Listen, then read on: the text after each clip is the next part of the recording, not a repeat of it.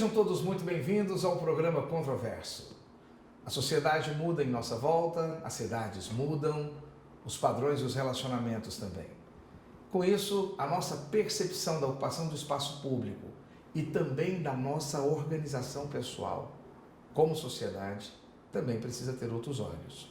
Para conversar um pouco sobre isso, para conversarmos sobre a organização do espaço público na cidade de Goiânia, do centro da cidade de Goiânia, para conversarmos um pouco sobre a visão conservadora de valores, eu convidei o advogado Wilson Manzan, presidente da Associação Comercial e Industrial do Centro de Goiânia. Doutor Wilson, que prazer ter o senhor conosco. Prazer é meu, Giovanni, em nome da Associação Comercial e Industrial do Centro e também da Associação Brasileira dos Advogados Cristãos, nós queremos agradecer pela oportunidade de estar dando a satisfação para a população, nosso trabalho. Doutor Wilson, gostaria que o senhor se apresentasse para o nosso telespectador, para o nosso internauta, para que ele soubesse com quem ele está, com quem nós estamos conversando. Claro.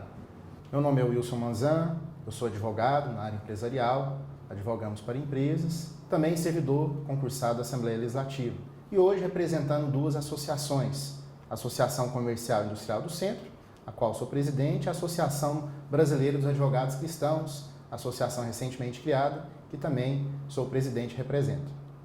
Wilson, nós convidamos você para podermos conversar sobre a ocupação do centro de uma cidade que é importante no cenário nacional, especificamente a cidade de Goiânia, né? Nós temos agora uma jovem senhora de 87 anos e com seus 87 anos ainda uma garota, dentro dela uma população de 1.500.000 habitantes, uma população de níveis sociais dos mais diferentes possíveis, mas parece-me que de um tempo para cá a lógica de ocupação ela tem sido aspergida por todo o espaço da cidade, né?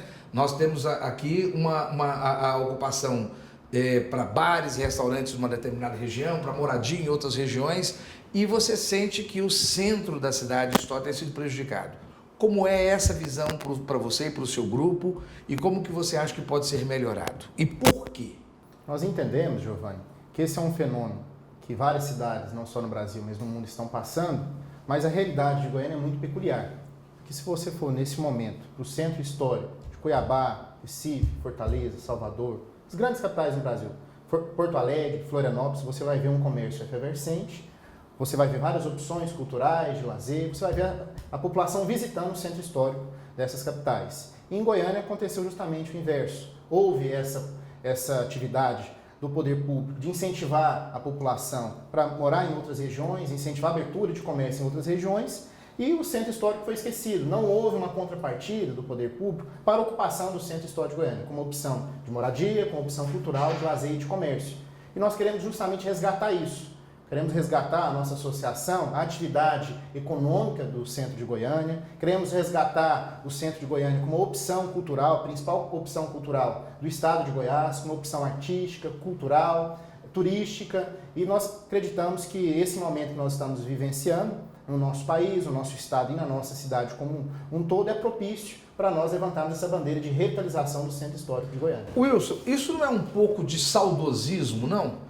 Isso não é um pouco de conservadorismo, de querer manter uma foto de algo que já não existe mais?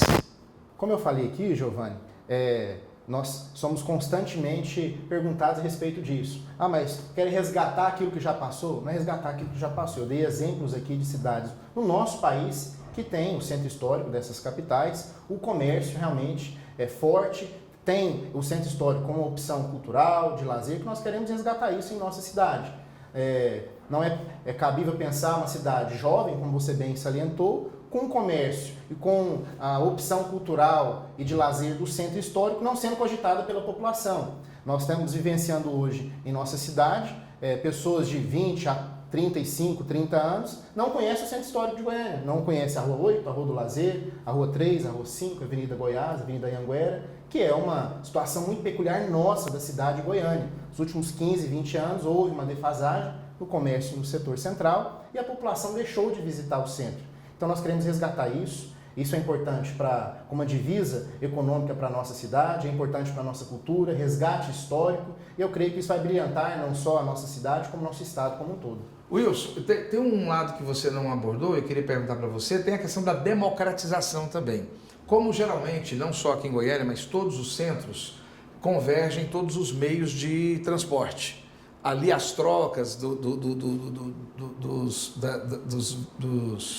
dos abastecimentos de ônibus e outros modais, eles geralmente acontecem nas regiões centrais, né? Com isso, você tem as pessoas que vêm das cidades periféricas, as pessoas que estão no subúrbio, as pessoas que têm os pequenos bairros, eles têm melhor facilidade para chegar no centro do que num setor mais afastado. Com isso, nós teríamos, se tivéssemos uma atividade cultural, uma atividade realmente de alimentação e etc., de eventos concentrados no centro, também um espaço democrático. Vocês veem isso dessa forma? Ou querem um centro mais para aquelas pessoas que são residentes no centro? Não, nós queremos um centro para toda a população de Goiânia, região metropolitana. E mesmo essas pessoas que vêm da periferia? As pessoas que vêm da periferia, com certeza. Nós queremos um centro, revitalizar aquilo que um dia foi o centro de Goiânia, uma região extremamente populosa, visitada pela população, comércio efervescente. Para isso, eu entendo o seu questionamento, nós precisamos de viabilizar a mobilidade urbana e que o centro realmente tenha facilidade de acesso. Nós acreditamos que a Avenida Leste-Oeste facilita esse acesso. Nós acreditamos também que o BRT, apesar de estar causando inúmeros transtornos para os empresários do centro devido ao tempo, né, de obra, nós acreditamos que isso vai ser muito importante para trazer as pessoas para o centro de Goiânia, mas nós acreditamos também que a Prefeitura e o próprio Governo do Estado podem criar modalidades de mobilidade urbana para facilitar o acesso das pessoas para o centro de Goiânia.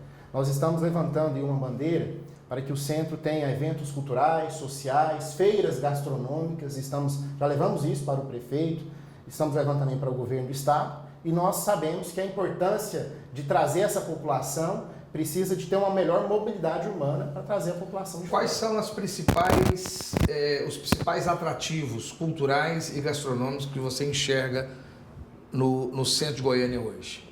O Mercado da 74 é uma opção. Isso. Mesmo ele não tendo o aparato, parece que o pessoal reclama muito, né? Ali a falta de condição.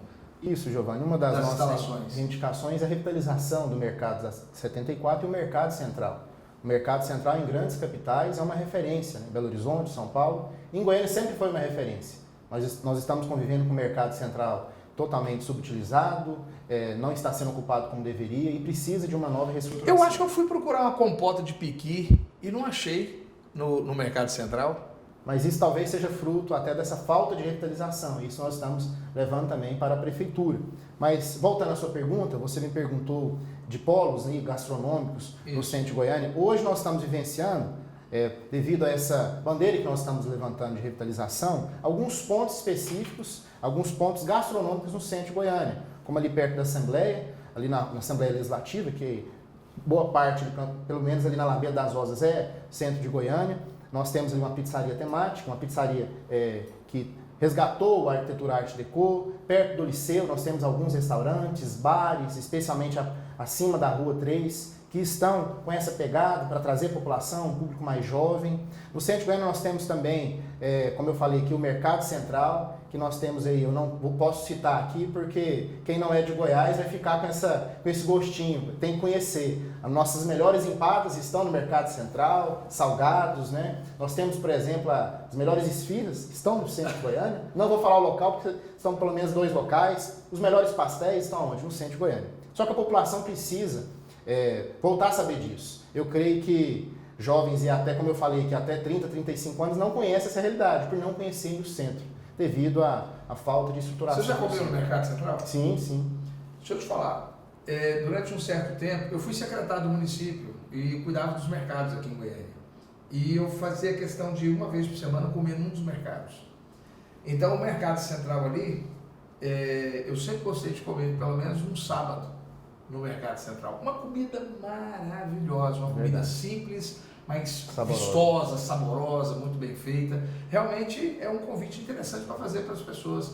Mas o que mais nós temos? Nós tínhamos ali, você falou, nós temos uns eventos interessantes, culturais, Na 74. Na Vila Cultural também. Nós temos o da Vila Cultural. Isso. O que nós temos hoje de agenda na Vila Cultural? Vila Cultural, todas as semanas praticamente, ocorrem eventos.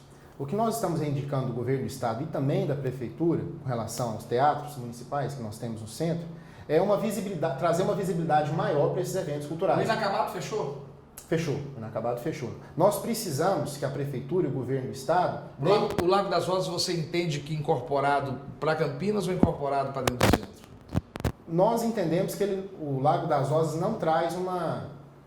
não agrega para o centro? Não agrega. Pro centro. O que agrega para o centro é o prédio da Assembleia Legislativa, que quando mudar de local vai impactar muito negativamente, infelizmente, para o comerciante do centro. Porque ali na Assembleia tem uma quantidade grande de servidores e esses servidores consomem os produtos e serviços do centro.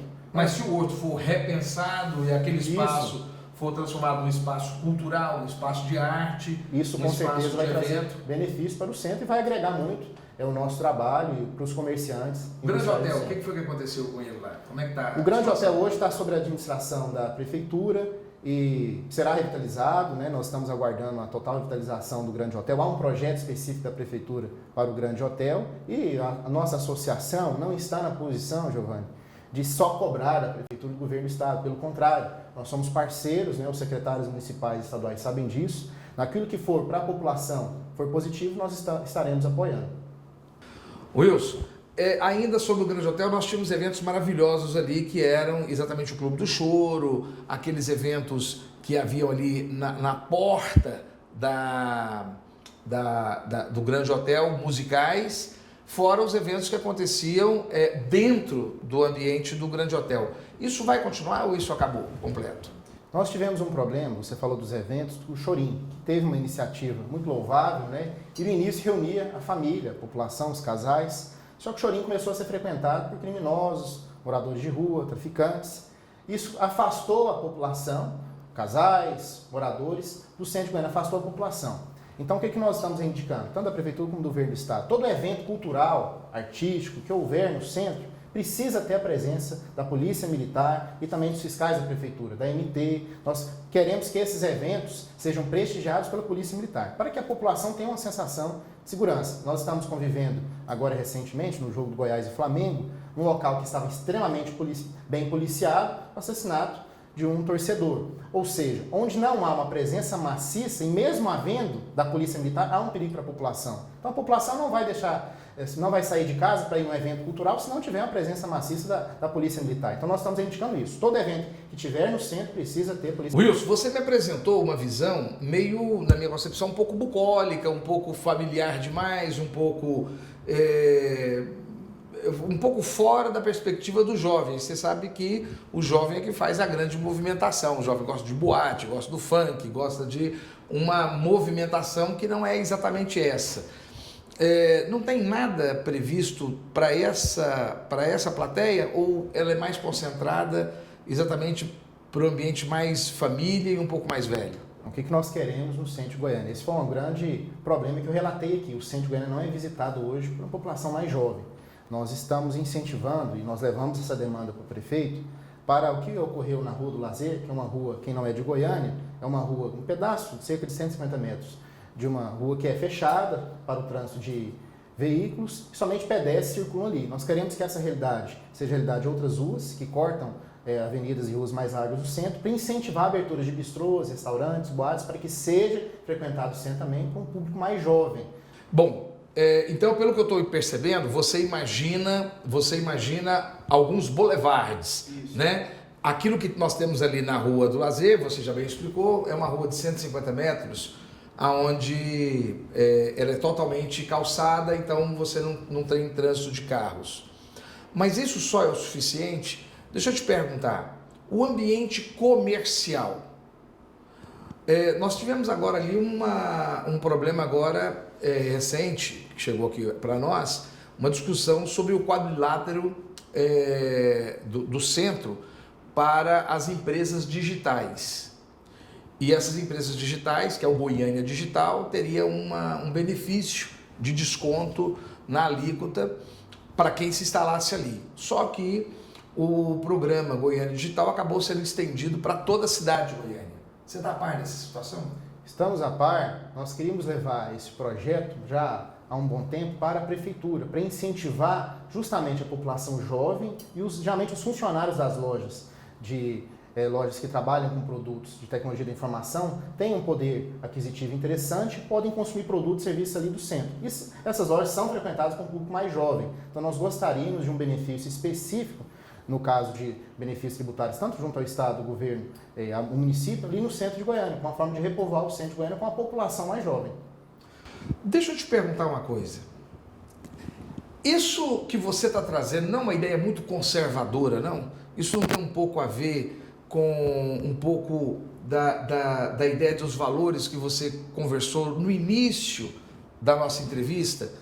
Esse conservadorismo não é uma coisa um pouco já antiquada? Como é que você sente isso? Giovanni, eu acredito que o conservadorismo... Não traz um pouco de ranço? Eu acredito que o conservadorismo é visto como forma de ranço aquelas pessoas que têm uma visão mais fechada da vida. Nós temos várias concepções de mundo e todas são válidas e precisam ser respeitadas. Nós acreditamos que o conservadorismo, a ligação do conservadorismo com o ranço, também é uma visão ultrapassada, é um ranço. Você entende? A vinculação do conservadorismo com uma ideia ultrapassada, antiquada, é antiquada. Nós acreditamos, Giovanni, que a população hoje até clama por esse resgate de valores que foram ultrapassados. Nós estamos vivenciando uma sociedade com conceitos morais extremamente relativos. O que é certo não é entendido como certo, o que é errado não é entendido como errado. Isso tem feito a nossa sociedade entrar no colapso.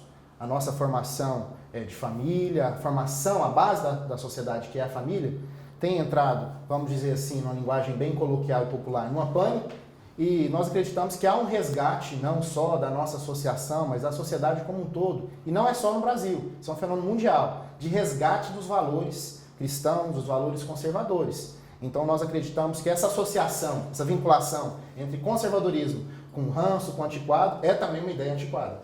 Wilson, esse é exatamente o assunto que eu quero tratar com você agora no nosso segundo bloco. Eu quero falar um pouco sobre esse Brasil conservador, que não é necessariamente algo velho, algo arcaico, algo com ranço, algo que tenha novidade, algo que seja jovem. Você está com quantos anos? 34 anos. Apesar de não parecer... Não pareceu, eu estou achando aqui que você está batendo comigo com 50 e poucos anos.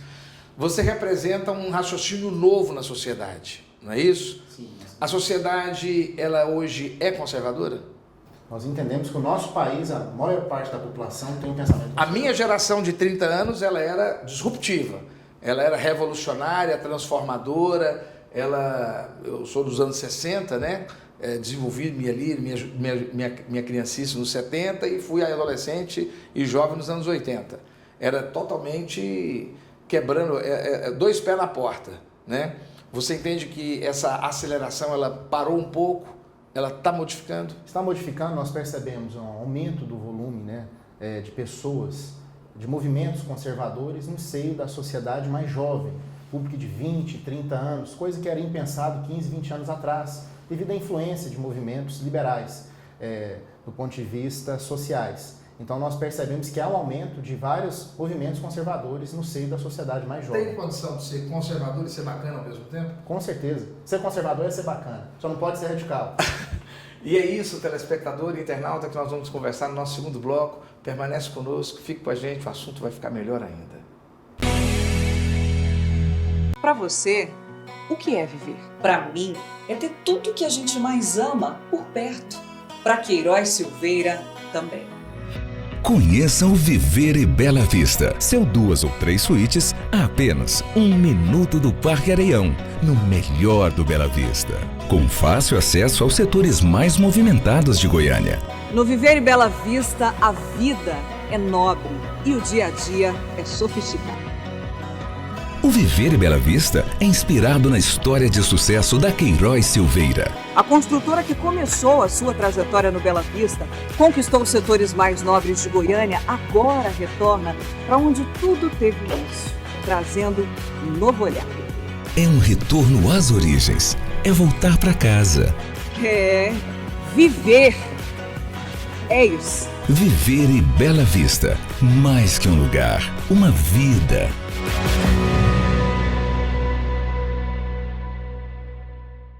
Em Goiânia, desde 2010, a Capital Mídias é hoje uma das maiores empresas de mídia exterior de Goiás e, por ser a mais completa do segmento, é a única que oferece 4 mídias: painel de LED, painéis iluminados, outdoor e painel rodoviário. Por 4 anos seguidos, a Capital Mídias ganhou o prêmio Os Mais Influentes da Comunicação de Goiás e se tornou referência quando o assunto é mídia exterior.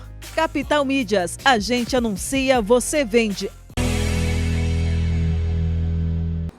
De volta ao programa Controversos, nosso segundo bloco. Estamos hoje aqui conversando um pouco sobre nossa cidade de Goiânia, nosso centro revitalizado da cidade de Goiânia. E agora vamos para a segunda parte. É praticamente um outro programa. Vamos falar um pouco sobre o conservadorismo, porque o nosso convidado é especial. Ele bate bola em vários ângulos. Está conosco hoje o doutor Wilson Manzan, presidente da Associação dos Advogados Cristãos, e estávamos conversando sobre o conservadorismo. E eu tinha te feito a pergunta se o conservadorismo tem jeito de ser bacana ou se ele necessariamente é uma coisa retrógrada, é uma coisa rançosa, é uma coisa ligada a valores que já são ultrapassados. Pois é, nós falamos que o conservadorismo é algo que pode ser entendido como algo moderno, na medida em que nós percebemos vários movimentos na sociedade de resgate ao conservadorismo. Eu quero até aqui, Giovanni, na oportunidade, esclarecer, não querendo fechar um conceito terminativo de conservadorismo, mas ideias a respeito de conservadorismo. Conservadorismo não é defender aquilo que está ultrapassado, é defender os valores que nos definiram como Estado, como família, como sociedade. Justamente valores que foram principais, foram primordiais para a sociedade avançar, para a instituição do Estado Democrático de Direito, para as liberdades individuais, no nosso caso, no nosso país, para a promulgação de uma Constituição cidadã, como a Constituição da República.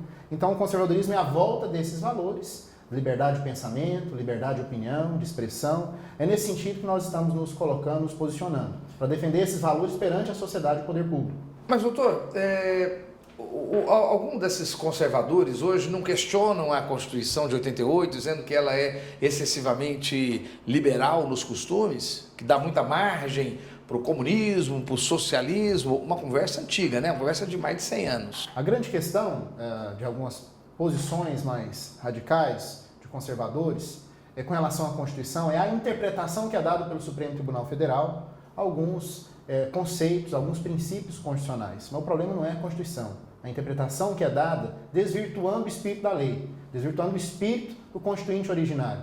Nós entendemos, sim, que há um grande problema com relação à interpretação que é dada à Constituição e nós vemos com um certo receio a interpretação ideológica dada à Constituição. Hoje nós estamos na era dos princípios. E como princípio é algo que não é facilmente delimitado e não é facilmente conceituado, então se dá margem para interpretações totalmente fora do espírito da lei, do espírito do Constituinte originário. O senhor tem 34 anos. Isso. Na época da Constituição, o senhor tinha? O senhor foi em 88. A fundação em 89 tinha 4, 5 anos. Eu estive em Brasília. Eu era estudante de Direito, eu me formei em 87. Me formei em 90, eu entrei na Caixa Econômica em 87. Eu sempre faço essa confusão.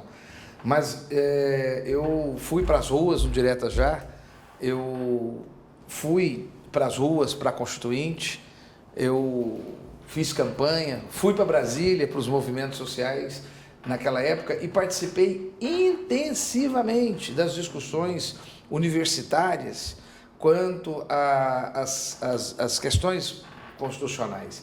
E aqui eu vou colocar o senhor um pouco em xeque, aqui o programa é controverso.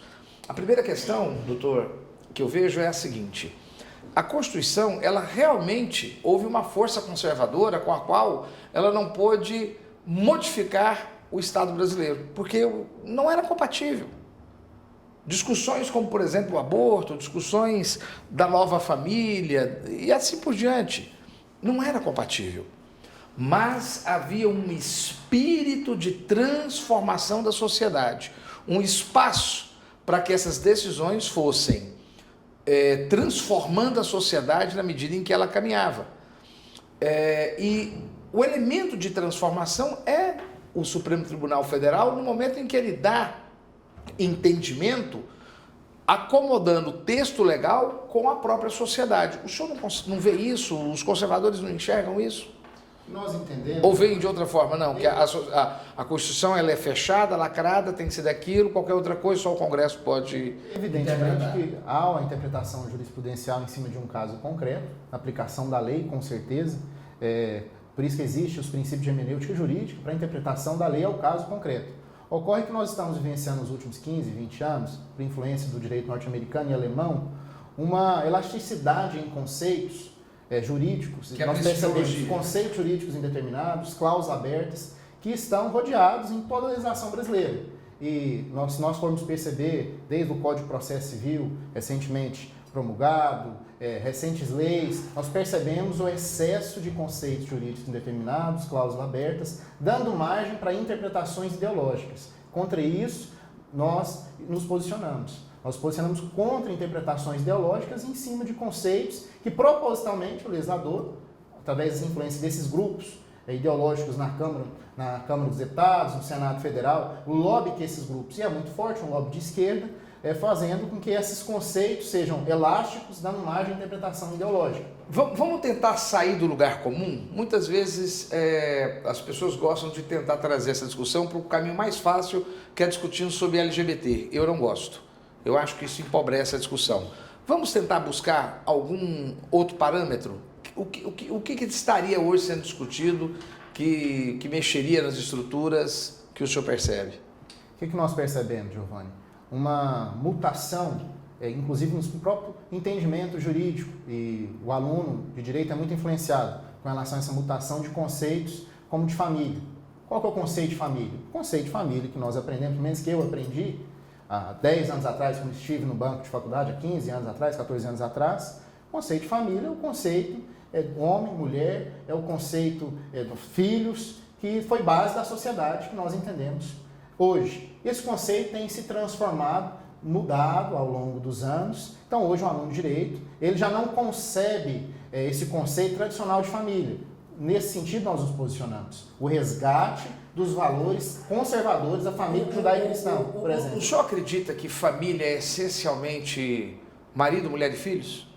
Podemos ter um pai, uma viúva, ou divorciado com os filhos, ou uma mãe divorciada, mas de toda sorte, para constituir uma família, precisa de um homem e uma mulher, para constituir filhos, né? É nesse sentido que nós nos posicionamos. Eu considero que nós estamos falando de uma estrutura reprodutiva. Isso. Né? A família é construída em volta. Eu, por exemplo, quando eu namorei com a minha mulher e casei com ela, eu queria ter filhos, porque eu venho de uma forte tradição católica e hoje eu sou evangélico, eu e minha esposa, né, somos evangélicos e nós namoramos, não fazemos sexo para procriar, fazemos sexo para estarmos juntos, integrados, porém nós nos casamos para constituir lar e promover a continuidade, família, estabelecer filhos. Mas essa, o senhor consegue identificar essa como a única unidade? O conservadorismo não consegue enxergar outras possibilidades? Conseguimos enxergar outras possibilidades de família quando há um afeto, desde quando não há... Afeto, essa é a palavra. Afeto, desde quando não há uma violação à natureza do ser humano. Princípio até de Aristóteles. Quando há uma violação da natureza do ser humano, por exemplo, homem com homem, não reproduz. Pode ter um afeto? Sim, com certeza, reconhecemos. O afeto é reconhecido, isso é muito importante. O afeto é reconhecido. Homem com homem, mas pode procriar? Pode ser base de uma sociedade? Não, porque não tem casamento, porque não acasalam. Exatamente. Não tem casamento porque não acasalam. Nesse sentido, o que nós estamos a defender e a lutar, Giovanni, é a imposição de conceitos restritos, de um pensamento hegemônico, embora que não seja da maioria, da minoria, pensamentos libertários, de progressistas, para serem ensinados em escolas de faculdade, tendenciando alunos a saírem do curso de Direito já com a mentalidade formada, com o marxismo cultural. Contra isso nós nos posicionamos. Doutor, eu estou nesse debate há mais ou menos uns 6 anos. Eu já, tanto quanto pastor, quanto como função social, agindo como ativista social, eu tive apoiando pessoas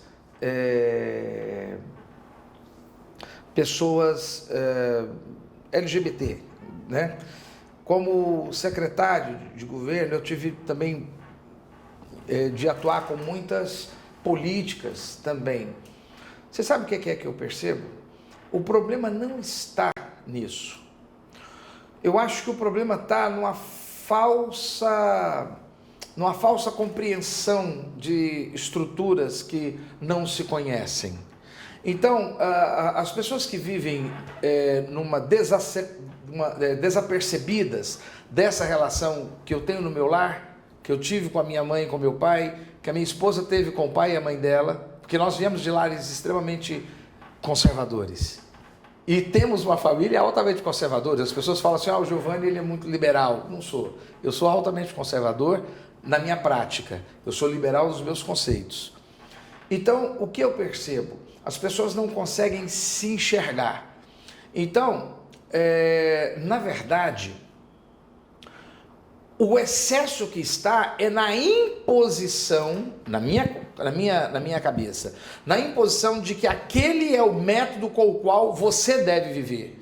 Então, o que eu vejo é que algumas forças conservadoras, aqui eu volto à palavra do senhor, algumas forças conservadoras que querem adentrar na vida de pessoas que se acomodaram de determinada forma de se organizar e disseram, vocês não podem organizar assim porque isso é horrível, isso é feio, isso é ruim, vocês não podem se beijar, vocês não podem se abraçar, vocês não podem conviver, isso eu não aceito.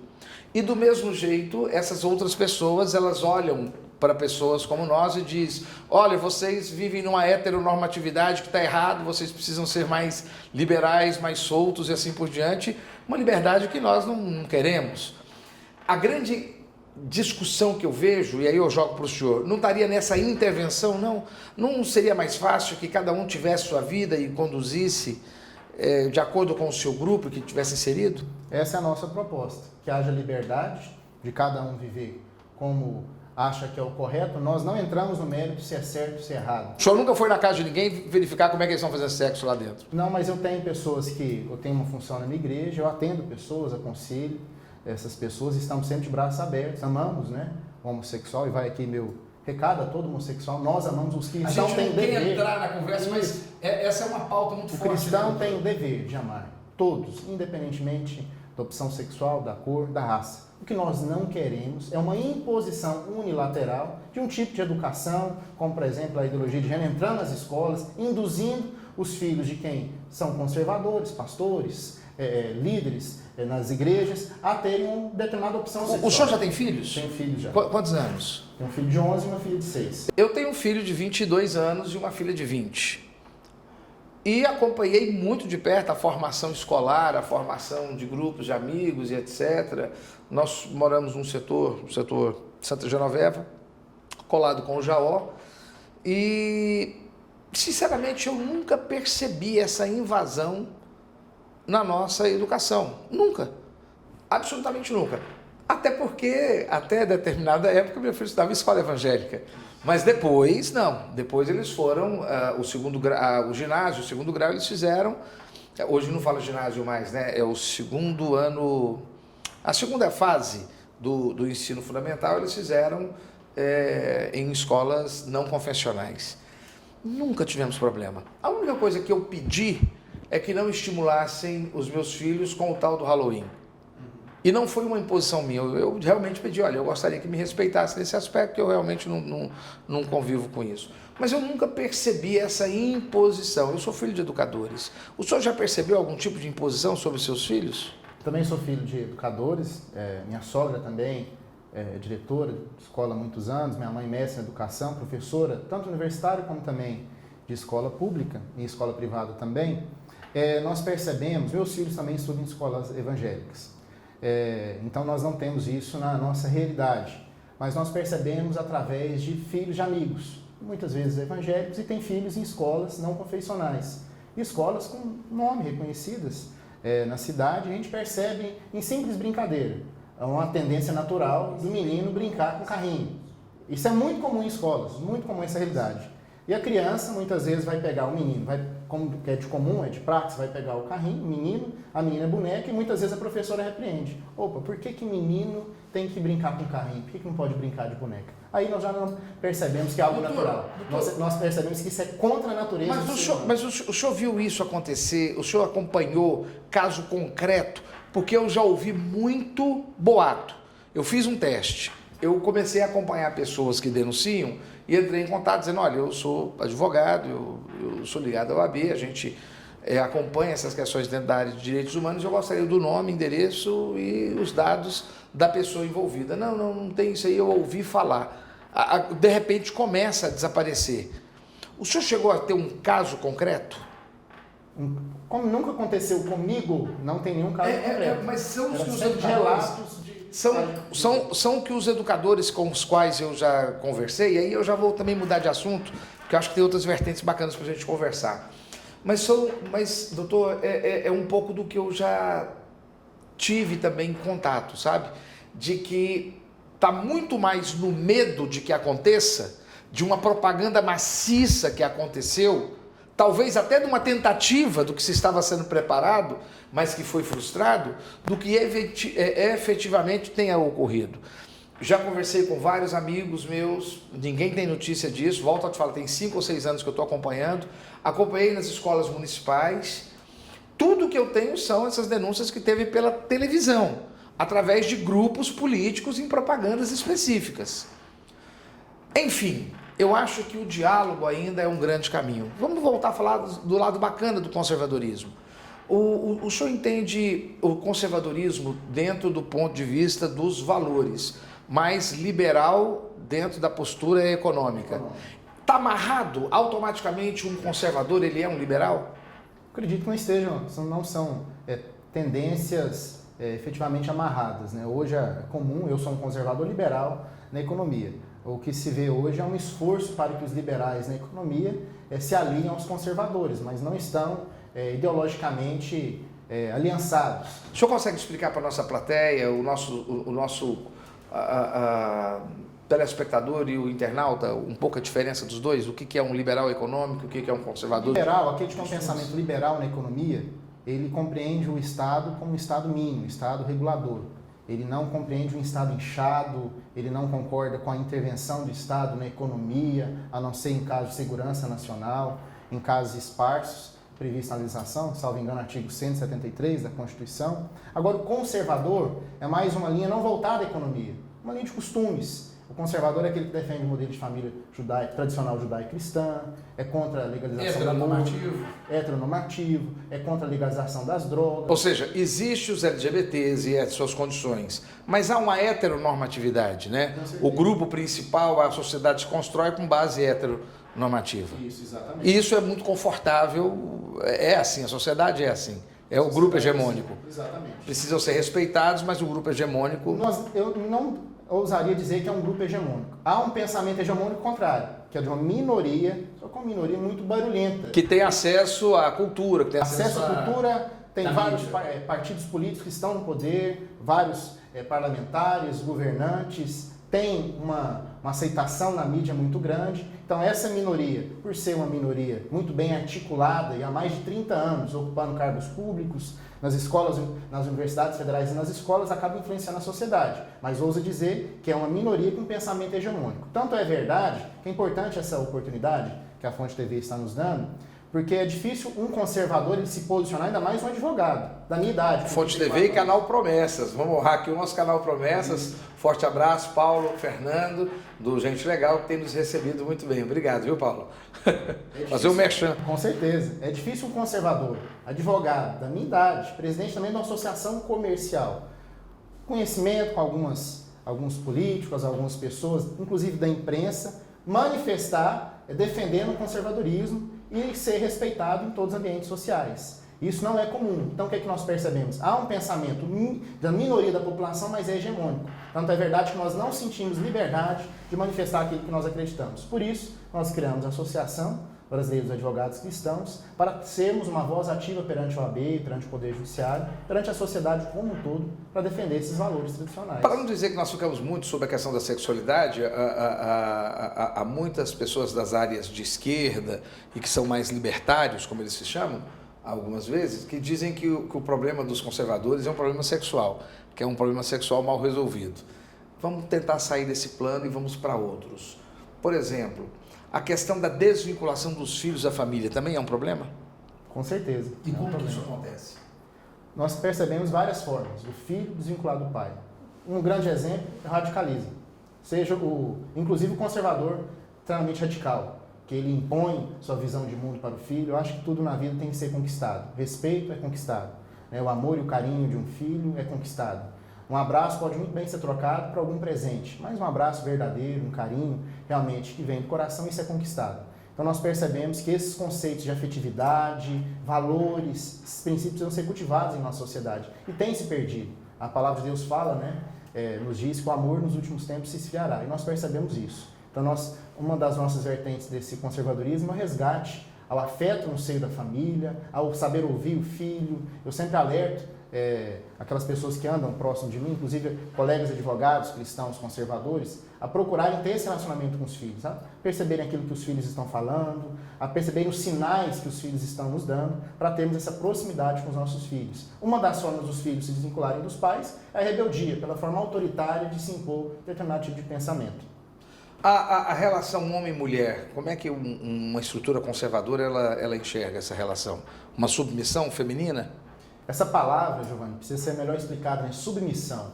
É uma palavra que no seio da sociedade é pejorativa, mas a mulher ser submissa ao homem, ela está debaixo de uma mesma missão. É estarem os dois caminhando juntos, numa mesma direção. Mas o homem mandando? A questão não é o homem mandando, é o homem tendo uma direção, porque o homem, até a constituição dele física e emocional, tem uma estrutura física e emocional para suportar uma maior carga de responsabilidade. A mulher, por ter um lado mais afetivo, mais aflorado, ela não consegue suportar toda a pressão da sociedade, inclusive de sustentar a casa, que o homem suporta. Então a mulher estando ao lado do homem. O senhor consegue ver hoje essas moças de 16 a 20, 30 anos com essa característica doce, com essa característica mais suave? Eu estava vendo na internet, tem umas filhas de uns amigos meus, que elas fizeram um grupo dessa coisa que para mim, que sou meio gordinho, não sei se o senhor reparou, sou um pouco gordinho, né? O telespectador talvez esteja tendo essa revelação hoje, mas tem umas pessoas doidas que fazem uma coisa chamada crossfit, né? E tem um grupo de mulheres que praticam esse crossfit. As meninas subindo corda e descendo corda e fazendo uma competição. Agora eu vou subir de cabeça para baixo. E ela subiu de cabeça para baixo. Eu falei assim, meu Deus, eu coloquei essas meninas no colo. Eu fui lá apresentar no culto e eu não vejo mais essa suavidade e como que esse perfil de mulher que nós imaginávamos nos anos 50, nos anos 40, nos anos 60, ele caberia nessa percepção de hoje. O senhor consegue ver? Consigo ver. O que eu estou falando é a feminilidade natural da mulher. Não que a mulher frágil, fraca, não é isso. Inclusive a mulher hoje, uma mulher que mantém um casamento estável, diante de tantas dificuldades, mantém uma família, consegue trabalhar, dar atenção para o esposo, atenção para os filhos, é uma mulher forte. Então eu consigo ver sim a imagem de uma mulher forte. Mas embora seja uma mulher forte, não é uma mulher que foi feita para ser a tutora da casa, para conduzir as preocupações da casa, sejam financeiras, para conduzir a educação sozinha dos filhos. Então nós percebemos uma mulher forte, sim, mas é frágil na estrutura no sentido de não ser responsável por todo o peso de responsabilidade da casa. Eu confesso a mesma fé do senhor, nós somos irmãos, sou pastor também como o senhor é, mas eu preciso fazer aqui esse papel de advogado do contra, porque advogado do diabo não faço muito advogado do contra. Mas eu preciso colocar alguns números para o senhor, que é o número que as pessoas nos colocam. 64% dos lares brasileiros, o IBGE agora, acho que do ano passado, ele nos aponta isso. O último IBGE, eu esqueci agora quando foi feito o último censo. 64% dos lares comandados por mulher. Não cai um pouco essa construção, não? Uma coisa é a realidade, outra coisa é aquilo que Deus preparou para a sociedade viver. Nós percebemos lares que os esposos abandonaram, as mulheres viúvas, esposos que estão presos. Isso é muito comum a mulher ter a responsabilidade sobre a casa. Mas essa mulher, com certeza, é uma mulher sobrecarregada, uma grande guerreira. E esse país deve muito à força das mulheres. Mas uma mulher sobrecarregada, uma mulher que poderia desfrutar mais da vida, desfrutar mais do casamento, um tempo com as amigas, às vezes não tem essa condição, porque recai sobre ela essa responsabilidade. Isso é só um fato. que não tira a realidade daquilo que é a vontade de Deus para a sociedade. Que o homem seja aquele responsável por conduzir a família e a mulher estando ao lado dele. Essa é uma realidade, inclusive nas nossas igrejas, muitas vezes o homem não aceita o chamado e uma mulher está ali à frente. E percebemos, né, uma sociedade que as mulheres estão sobrecarregadas. As mulheres com uma sobrecarga muito maior daquilo que deveriam estar. Dentro desse padrão conservador, eu já me deram o sinal que eu só tenho mais 3 minutos. Dentro desse padrão conservador, o cristão mata? O conservador mata? Ou deseja que se mate? Olha, eu não vou falar em nome dos conservadores, eu vou falar no meu nome. Nosso Deus é um Deus de vida. Eu, como cristão, como líder evangélico, jamais vou apoiar a morte, jamais. O cristão que realmente nasceu de novo, que é regenerado, ele defende a vida. Agora, diferente é se alguém chegar na minha casa, tentar me assaltar, matar minha esposa, aí é um caso de legítima defesa. Mas defender a instituição da morte, a legitimidade da morte em alguns casos... Eu já falei isso várias vezes. Eu entendo que a opção do cidadão de pular lá para dentro da minha casa, vivo, é uma. A possibilidade dele sair vivo, aí é só Deus ajudando ele muito, mas muito. Só que isso é um assunto entre eu, meu filho, minha mulher, minha filha, meus cachorros, aquele recurso que eu tiver em mãos, porque eu entendo que o cidadão e a cidadã devem defender sua vida e seu patrimônio com aquilo que ele tiver. Mas o pior é que nós temos visto aí nas redes sociais um império desse sentimento de vingança e de força. E eles alegam que é que é com respaldo conservador. Como é que o senhor se vê refletido nisso? Nós percebemos, Giovanni, que há uma linha conservadora radical, que é uma linha conservadora de pessoas efetivamente cristãs. Um cristão jamais vai defender a morte, jamais vai defender um discurso de ódio.